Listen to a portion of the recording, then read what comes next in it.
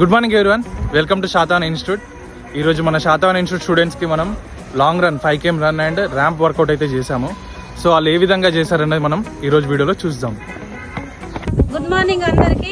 ఈరోజు 5 km run చేసాము. మా స్టూడెంట్ ఎలా చేశారో చూడండి. కొత్త నేలపై తెరిచా హృదయం కడుతూ స్నేహం గెలుచా ప్రతి శిఖరం. బ్రతుకే పయనం వదిలై జగడం. నువ్వు పంచే మంచే మళ్ళీ